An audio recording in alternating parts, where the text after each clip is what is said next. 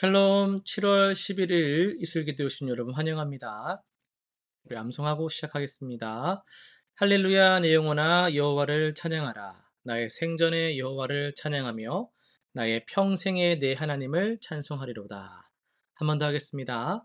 할렐루야 내 영혼아 여호와를 찬양하라. 나의 생전의 여호와를 찬양하며 나의 평생의 내 하나님을 찬송하리로다. 시편 146편 1에서 2절 말씀. 아멘. 예, 오늘은 여호수아 14, 15장, 시편 146, 147편, 예레미야 7장, 그리고 마태복음 21장을 살펴볼 텐데요. 진실이라는 관점에서 함께 살펴보도록 하겠습니다. 여호수아 본문입니다. 어, 여러분 진실한 사람은요, 그 사실을 있는 그대로 받아들이는 사람입니다. 여호수아는 갈렙의 요청을 들을 때 45년 전 일을 정확히 기억하고 인정했습니다. 개인적 감정이나 현실적 계산을 앞세우지 않고 하나님의 뜻에 따라 공정하게 행했어요. 갈렙 역시 자신의 나이와 상황을 솔직하게 고백하면서도 하나님에 대한 확신을 거짓 없이 표현했습니다.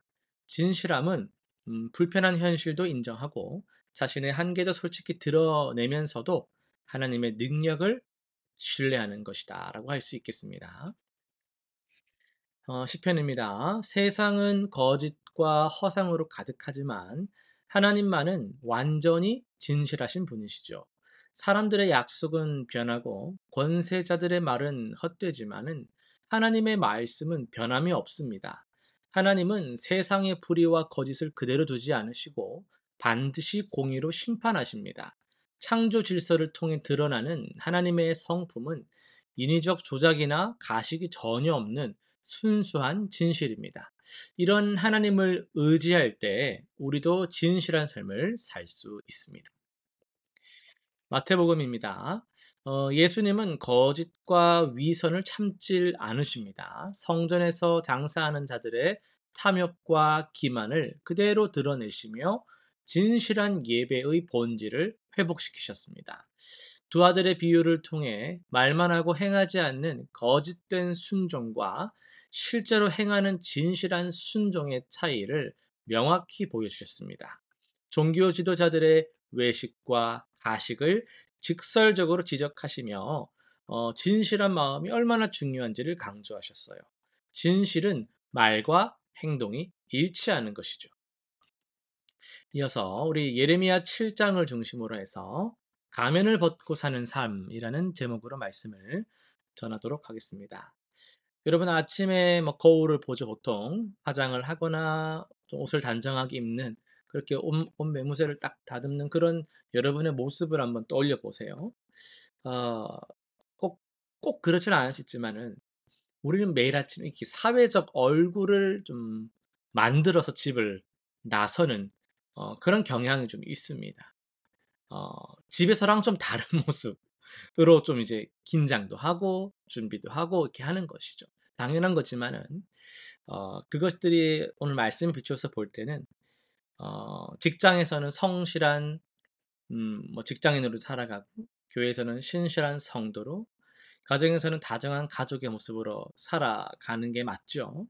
그런데 문제는 언제부터인가 어 이 마음속에 일어나는 일들에 대해서 이중적으로, 그러니까 진짜가 아닌 그런 가면을 쓰는 순간들이 자꾸 늘어난다라는 게 문제가 되는데요.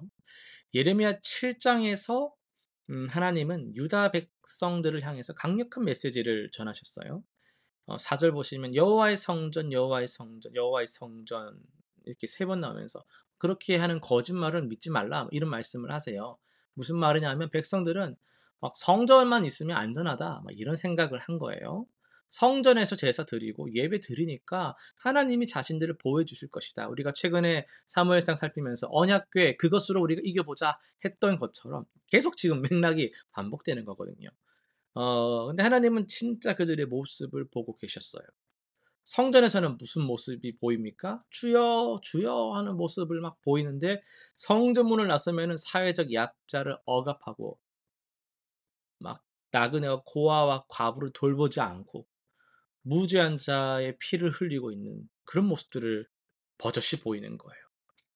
말씀 들을 때는 막 "하나님 우리를 도와주옵소서." 하고 "잘못했습니다." 하고 "은혜로 살게." 이렇게 해 놓고 나가서 막 어 사람들 괴롭히고 모함하고 외면하고 무시하는 그런 삶을 살고 있었단 말이죠. 그들은 성전이라는 종교적 가면을 쓰고 자신의 거짓된 모습을 숨기려 했습니다. 하나님은 이런 이중적 삶을 강도의 소굴이라고 부르십니다. 강도들이 어떻습니까? 낮에는 낮에도 막 칼 들고 막 이렇게 다니는 그런 강도 있어요? 아니에요. 보통 강도는 그렇게 안 해요. 강도는 평상시에는요 막 웃기도 하고 시민 행세를 합니다. 그러다가 이제 딱 강도 짓을 할 때 주로 밤이죠. 남의 것을 막 훔치거나 피해를 줄 때 막 은밀하게 막 그럴 때는 딱 본 모습이 나오는 거예요. 그게 강도거든요. 그들도 성전에서는 막 경건한 척 멀쩡한 척해요. 막 경건한 말도 쓰고 막 눈물도 때로 흘리고 되게 막 감동 스토리 이야기하고 한단 말이죠. 근데 일상에서는 정말 편한 곳에서나 정말 좀 그런 익숙한 곳에서는 하나님의 뜻과 정반대로 막 살고 있었다라는 거예요. 어 우리 차례죠. 우리는 어떻습니까? 네. 항상 이 부분이 우리에게 아픔인데요. 어 우리도 똑같이 그렇게 한다라고 볼 수 없을 수도 있겠지만은 아예 그러지 않는다라고도 할 수 없을 것 같아요. 어 예배 시간에 우리의 마음가짐과 세상 속에서의 우리의 행동 이것이 과연 일치하는가? 자신 있다고 할 수 있는 성도님들이 얼마나 계실까 생각을 해 봅니다. 직장에서는 막 세상의 가치관을 나도 막 실컷 막 떠들고 막 거짓말도 때로는 하면서 "아이고 막 이 정도야 뭐." 막 이렇게 하면서 가정에서는 막 내 맘대로 막 짜증 내고 막 화 막 내고 어 이웃에게 무관심하면서도 교회 와서는 막 이렇게 하는 그런 모습이 우리에게 다들 조금씩 있지 않습니까? 하나님은 근데 그 모습을 보고 계시거든요. 겉으로 우리가 만들어내는 행위가 아니고 바로 그 모습이요. 하나님 그걸 보고 계십니다. 예레미야를 통해서 하나님이 요구하신 건요. 단순합니다. 너희의 길과 행위를 참으로 바르게 해서 서로 공의를 행하고 나그네와 고아와 과부를 압제하지 말고 무죄한 자의 피를 이곳에서 흘리지 말고 다른 신들을 쫓아 스스로 해하지 말라. 여러분 이게 진실한 삶이거든요. 어떤 종교적 가면이 아니고 진짜 마음으로 하나님을 사랑하고 이웃을 사랑하는 것입니다. 성전에서나 일상에서나 같은 모습으로 살아가는 거죠. 공예배나 삶의 예배나 일치되는 것을 의미합니다. 그런데 진실한 삶은요. 좀 불편할 수 있습니다. 아니요. 좀 많이 불편할 겁니다. 가면을 벗고 진짜 내 모습을 드러내는 것은요. 대단한 은혜가 필요하고 용기가 필요한 거예요. 하지만 하나님은요. 힘 주십니다. 용기 주십니다.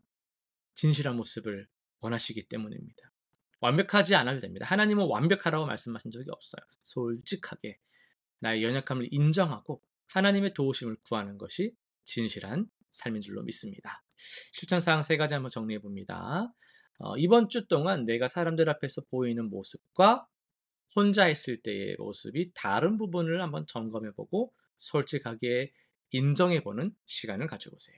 두 번째는 가족이나 가까운 사람에게 내가 고치고 싶은 거짓된 모습 한 가지를 솔직하게 한번 얘기해 보고 좀 도움을 요청할 수 있다면 기도를 요청하든지 같이 한번 그런 꺼내는 거 꺼내 놓고 이야기하는 그런 건 되게 용기 있는 거거든요. 그거 자체가 힘이 있어요. 한번 해 보시면 좋겠고요. 세 번째는 교회 밖에서도 교회 안에서와 같은 마음으로 직장에서 정말 여러분의 삶을 통해서 하나님을 증거할 수 있는 그런 이웃을 사랑으로 섬기는 구체적인 방법 한 가지를 실천해 보시기를 바랍니다. 기도하고 마치겠습니다.